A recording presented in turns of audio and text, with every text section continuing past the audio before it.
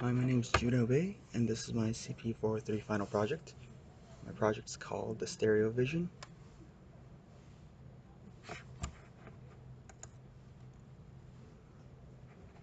So basically, the main goal of my project was to calibrate and develop a DEP Map application and cameras using the Beagle Bone Black. I first tried using a stereo vision camera, but I ran into some problems, so I replicated the stereo-like vision with two different separate cameras. So I decided to use the Logitech C525 cameras. It was a USB camera that captured in HD 720, and I'll go over it in depth a little later. To replicate the stereo vision, I had to split them apart, at least 5 centimeters apart. My objectives were basically to set it up to calibrate the cameras individually, done together using Python and C codes, and to undistort and rectify the images to see they were calibrated, and to display a disparity mapping, which is the depth map of the original image. So the outcomes for the project, I was successfully able to capture images. I did it through some different tools, which I'll cover soon. I first calculated the intrinsic portions of individual cameras before combining them, and I was able to produce a set of undistorted and rectified images correctly. I created a unique image depth map, which was my room. The image of my room was pretty dark. I wasn't sure why it was very pixelated, but I'll show you that later on. Overall, in terms of usefulness, I learned how to capture images using OpenCV and on the Beagle Bone Black. Gained overall understanding of the OpenCV libraries and how to use them correctly. So I used three main components. Obviously, the Beagle Bone Black for its low power and a wide range of GPIO interfaces, and we were required to do it. For the second equipment, I used, like I said earlier, two C525 USB webcam cameras. It supported up to 2 megapixels, and it was capable of capturing images and video capturing. Because the Beagle Bone Black only had one USB port, I needed a USB hub to split the USB port into multiple different ports so I could use the two different ports for the cameras. Different tools I used the etcher to flash my micro SD card and to flash it from my micro SD because the files were too big to hold on the eMMC memory of my Beagle Bone Black. I also used the Debian image. I used the mobile Xterm to SSH into BeagleBone, and it was very helpful because there was a file managing system on the left portion of mobile Xterm where I could grab the pictures and view it easily. I also used the VNC viewer so I can see what was going on inside the BeagleBone without a separate monitor. Here's my schematic, basically a block diagram because I didn't have a schematic level diagram. So as you can see here, in the blue are my two USB cameras and connected to my USB hub, and then which was connected to my Beagle Bone Black.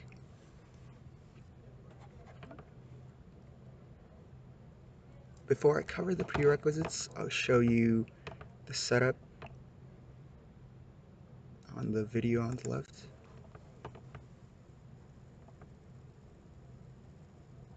As you can see here before I explain it, I'm capturing a checkerboard image which was easily calibratable. And as you can see, I am trying to take a picture using the streamer command, which I'll cover later on. And the image should show up soon. There it is. I was able to capture two different images because I had two different cameras, and you can easily tell that this one is the left one and this one is the right one. For the prerequisites of my design, I had to set up a host environment. I did it on Windows because I was able to SSH into the BeagleBone using MoXterm. I flashed a Debian image onto my microSD card, I had to use a micro SD card because the OpenCV libraries, along with all the dependencies, were too large to fit on the memory on the Beagle Black. To use the SD card correctly, I had to expand it, and I had to update the packages required. There were a lot. Some of the packages aren't mentioned here because I do not correctly remember which dependencies were required for all the 4 main packages, but they are the VNC server, streamer, Python libraries, and obviously OpenCV. And then to verify the camera setup and its workings, I ran a simple Python code, and it showed that the OpenCV, VNC server, and the camera was working properly because I was able to capture an image. As for the implementation details, I first had to capture an image. I used command line tools. I used the tool called Streamer, which lets you capture images through command line, and the first parameter defines which video, second parameter defines the bits of color, and the third is the extension and the name of the image.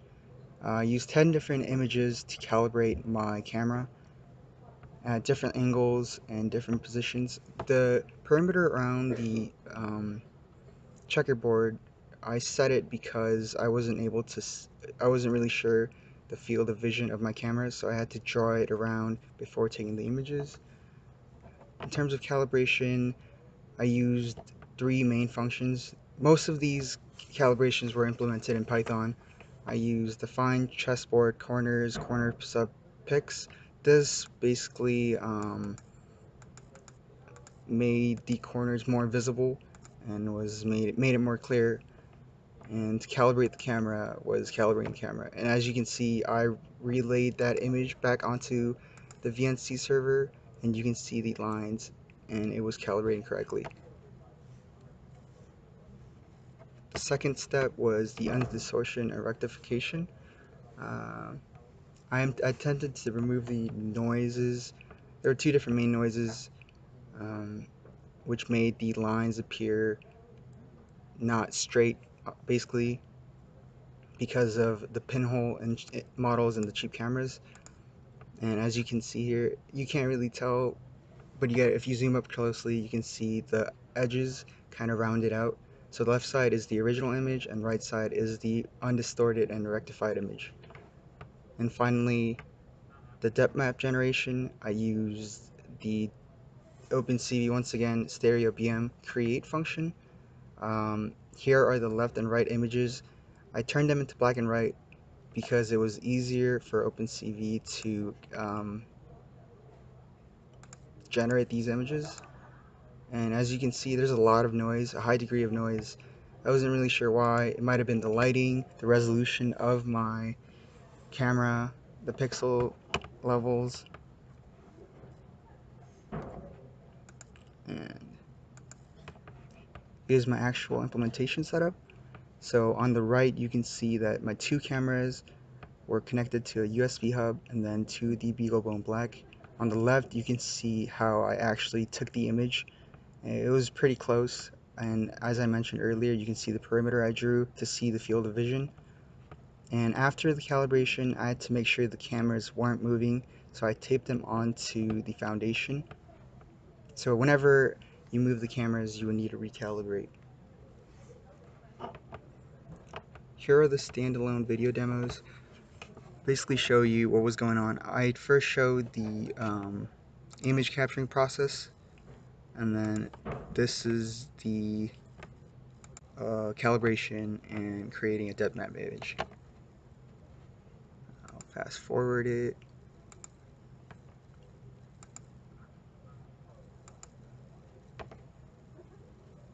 So here I'm entering the directory of my Python code, and I'm about to begin my calibration. So I tried 2 different methods. I used C and Python. Here I'm messing with my Python codes.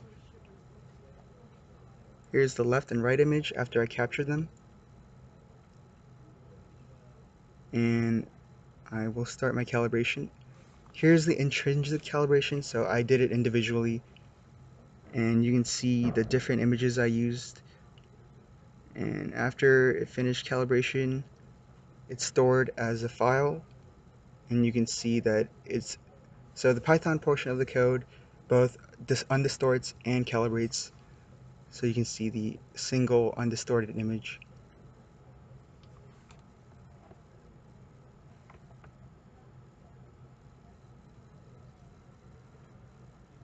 I'm entering my C directories now to show you that it was working in C also.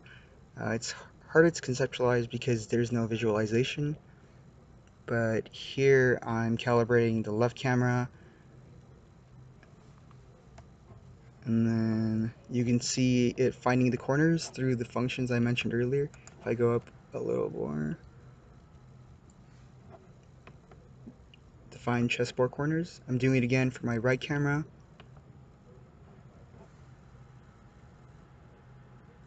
And then finally I'm doing it for both cameras to get my stereo calibration.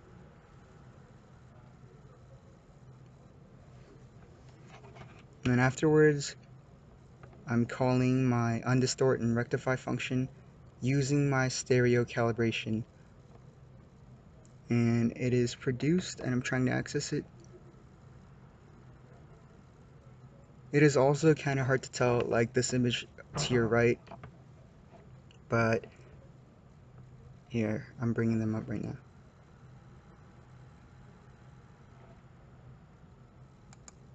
So here on the top are the original left and right images. On the bottom are the rectified left and right images. So they do appear a little different.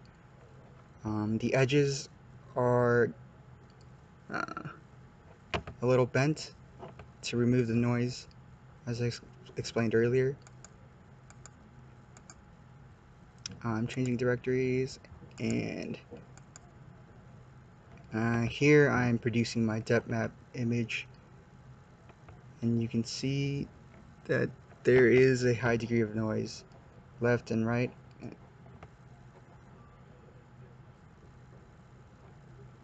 And one of the parameters that went inside the stereo BM create image were the disparity parameter and also the pixel block size.